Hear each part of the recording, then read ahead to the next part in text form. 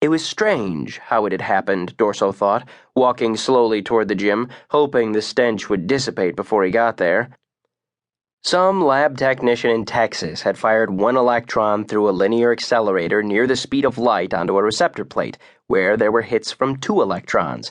And when they were trying to figure out where the second electron came from, they found a way to go back in time and bring traces of the past forward. Sort of. Of course, it didn't happen quite that fast. At first, all that the scientists could bring forward were fuzzy images, almost impossible to see, and there was no way to control what they would get. They could jump into the past and project images onto a screen in the present, but they couldn't pick the time or the place, and for the first year it amounted to little more than a very interesting techno-trick.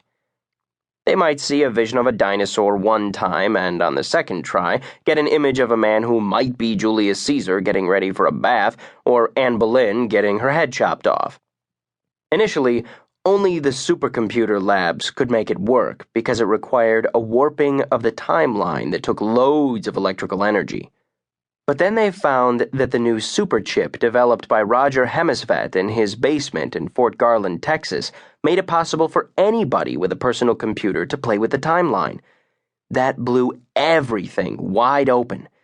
The chip not only provided access for everybody, but when its output was coupled with a built-in clock, it let you pick the time you went to.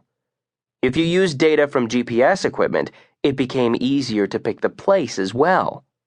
Soon, people going to work on trains were able to access the timeline and get pictures on their laptops of Shakespeare writing, or the Battle of Gettysburg, or Jesus actually giving the Sermon on the Mount.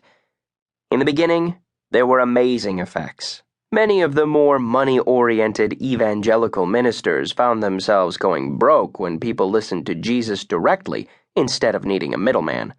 History teachers had to actually study history and know the facts. They couldn't just be football coaches killing time until the season started. Of course, there were problems. Initially, there were no controls on subject access, and for a time, there were naked pictures of Cleopatra in her bath and Helen of Troy standing nude in a window frame all over the place.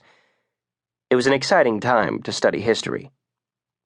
But the tech wizards soon invented the sliding chip block, so all the new superchips could block out anything offensive to the viewer, or what censors and auditors might think was offensive. There were constant court battles to decide what young people should be able to see.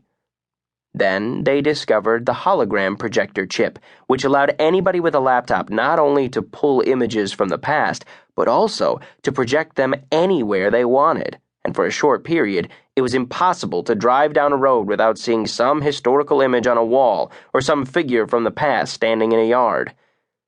Finally, someone discovered how to bring smells forward with the image, and that nearly put an end to the freedom of access everyone had come to enjoy, because the scientists were worried that if the smell came, perhaps viruses would come as well, and what would happen if somebody brought a plague victim forward into a city and the plague got loose? But only the smell came.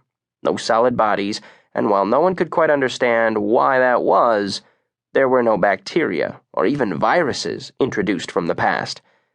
In the end, that was that.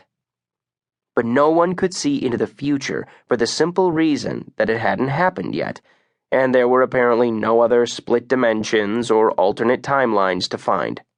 Nobody had invented anti-gravity boots or a skateboard that flew or ray guns that blasted people to bits, unless you counted the lasers the military was using, or ships that went to the stars.